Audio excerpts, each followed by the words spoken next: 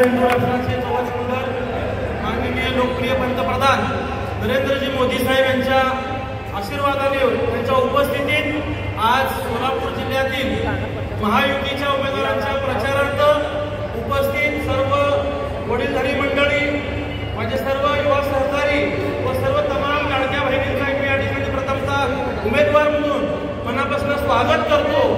आपल्याला उद्याच्या 20 तारखेला विधानसभेला मतदान करायचं आहे।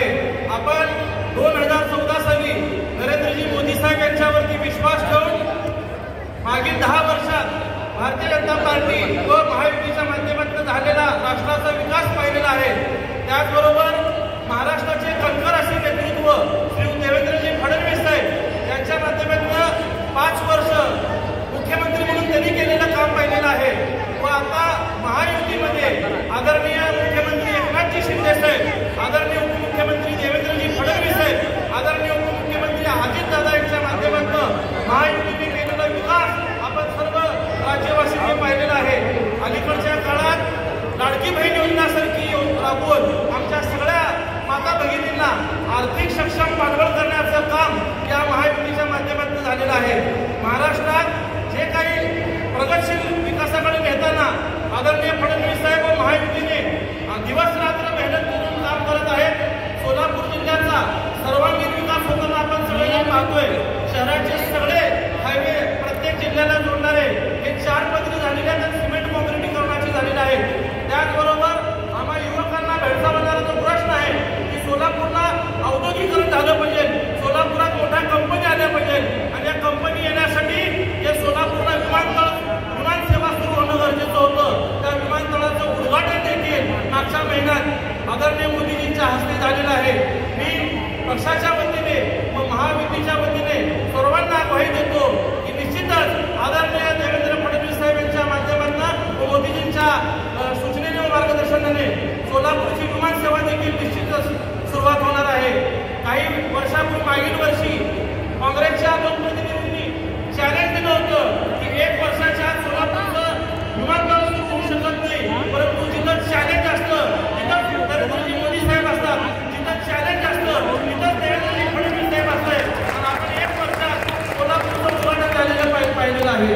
सोलापूर शहराच्या बाबतीत बोलायचं झालं तर सोलापूर शहराला पाण्याचा दिवस म्हणून एक शाप आहे, तो शाप सुद्धा मिटवण्याचं काम आदरणीय फडणवीस साहेब करतायत। आज उजनी ते सोलापूर दुहेरी पाईपलाईनचं काम जवळपास 99% पूर्ण झालेलं आहे।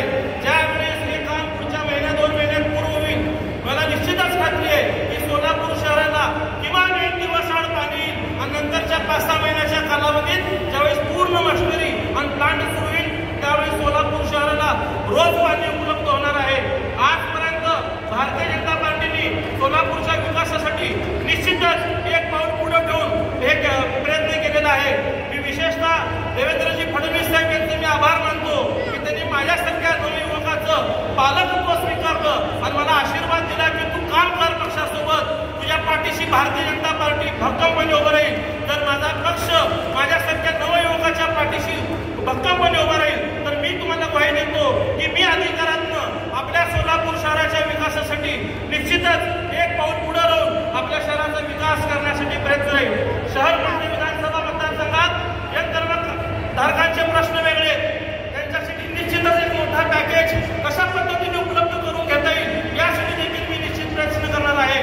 आमच्या यंत्रमाग कामगारांसाठी कशा पद्धतीने कल्याणकारी महामंडळ स्थापन करून मालक आणि चालकांचा समन्वय साधून योग्य तो सोलापूरच्या पूर्व भागाचा विकास होईल यासाठी देखील मी प्रयत्न करेन। आमच्या मोशी समाज असतील, आमच्या दोन्ही समाज असतील, यांच्या बांधकाम क्षेत्राशी निगडीत असलेले प्रयत्न सगळे सोडण्याची जबाबदारी देखील मी पक्षाकडे पाठपुरावा करून घेणार आहे।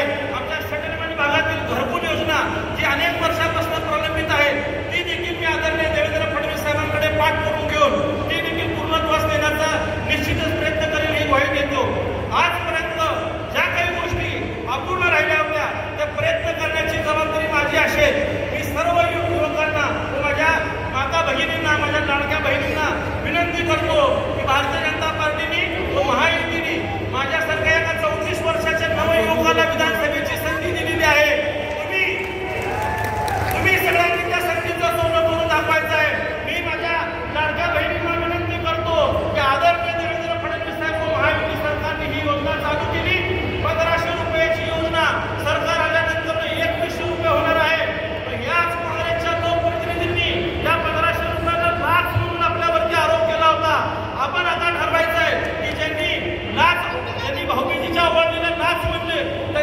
पाठीशी राहायचं का जे आपल्या बहिणीचं रक्षण करतो, बहिणींचा आदर करतो, अशा देवेंद्र फडणवीस साहेबांसोबत राहायचं। मी एक गोष्ट शहर मध्यमध्ये सर्व लोकांना आवर्जून सांगतो की आपल्याकडे हेमंत सारखा एक विषारी पक्ष उभा